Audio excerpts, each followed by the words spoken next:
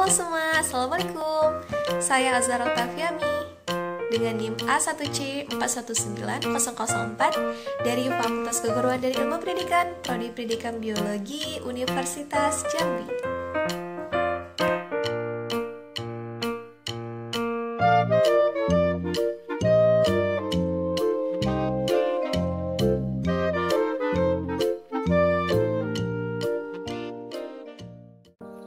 Pada umumnya, hewan vertebrata memiliki telur sebagai alat perkembangbiakannya. Nah, tentunya masing-masing vertebrata ini memiliki bentuk, ukuran, serta perkembangan telur yang berbeda-beda. Telur itu terdiri dari yang pertama ada cangkang telur. Nah, cangkang telur ini seperti teman-teman sering masak telur ataupun merebus telur. Nah, cangkang ini yaitu fungsinya untuk pelindung bagi embrio ataupun zigot yang ada di dalam cangkang telur itu. Nah, telur ini memiliki cangkang. Nah, sebetulnya teman-teman cangkang ini ada pori-porinya. Nah, pori-porinya ini berfungsi sebagai pertukaran masuknya udara dan keluarnya udara. Nah, kemudian setelah kita beralih dari cangkang, di dalam cangkang itu ada lagi yang namanya membran.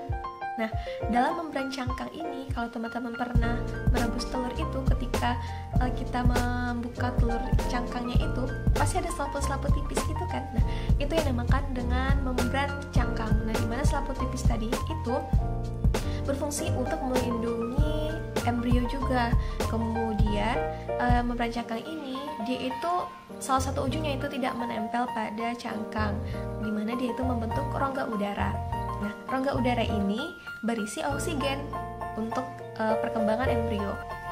Kemudian setelah dari cangkang kemudian ke membran, kemudian kita masuk ke yang namanya keping germinal ataupun zigot. Nah, ini yang dinamakan embrionya.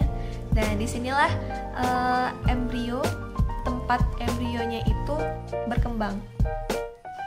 Kemudian yang namanya kuning telur ataupun yolk. Nah, teman-teman sudah pasti familiar kan dengan yang namanya kuning telur. Nah, kuning telur ini atau disebut yolk ini fungsinya untuk memberi cadangan makanan bagi embrio. Jadi embrio itu tetap mempunyai cadangan makanan berupa kuning telur. Nah, tentunya kita melihat di telur itu ada yang namanya cairan putih-putih yang lebih banyak itu kan. Nah, itu disebut dengan albumin. Nah, albumin itu putih telur. Nah, fungsinya itu juga sebagai cadangan makanan dan juga minuman bagi embrio. Nah, ini putih telur ini juga menjaga agar keadaan ataupun tempat-tempat dari telur itu tetap terjaga. Terkadang kita melihat telur itu kita goncang-goncang ataupun diangkut kemana-mana aja, tapi posisinya tetap seperti itu.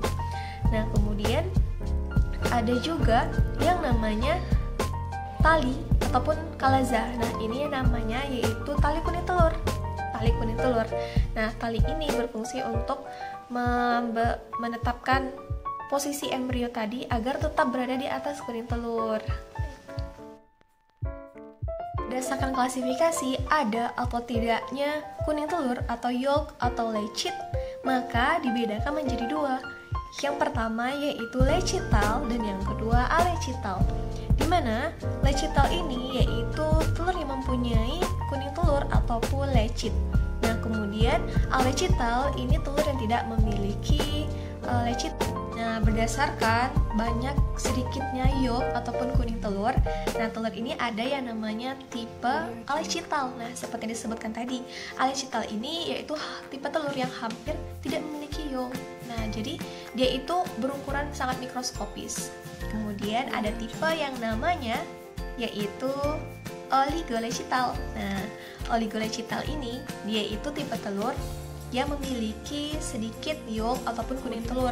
Nah, contohnya pada sel telur mamalia.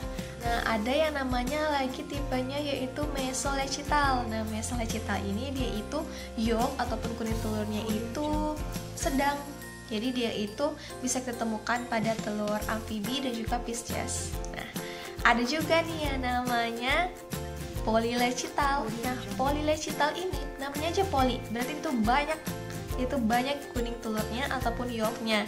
Nah, ini kita temukan pada jenis sel telur unggas tipenya yaitu tipe megalecital. Nah, di mana megalecital ini namanya aja mega, dia juga lebih besar daripada ataupun lebih banyak daripada poli.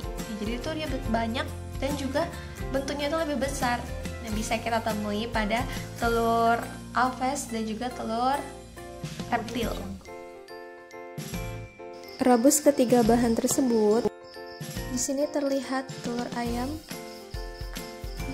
Bagian yolknya atau kuning telurnya itu berada di tepi atau di salah satu ujung.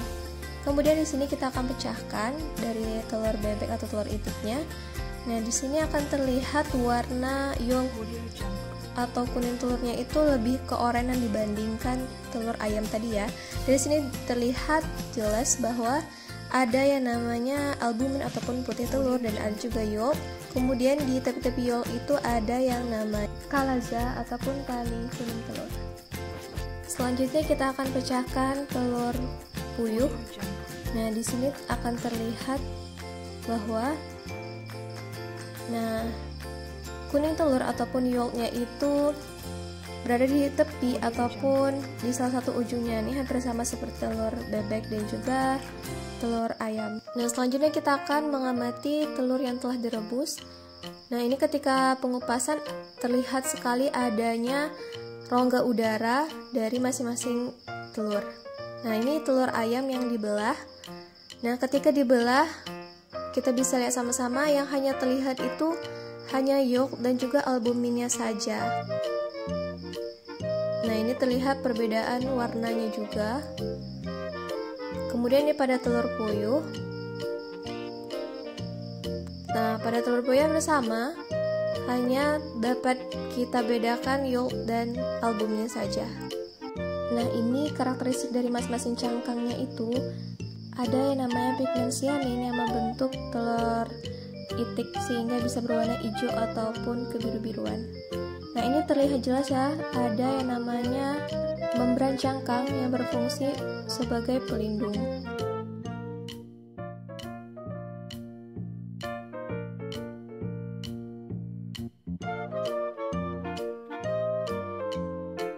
Karena ketiga telur ini sama-sama berasal dari unggas, maka tipe telurnya yang sama, yaitu berdasarkan penyebaran yolk ataupun kuning telurnya termasuk ke dalam tipe telolecital. Karena vitelusnya atau yolk atau kuning telurnya itu menyebar ke salah satu ujung dari telur tersebut. Nah, kemudian berdasarkan jumlah yolk termasuk ke dalam tipe megalecital karena memiliki yolk ataupun vitelus yang banyak. Sekian, terima kasih.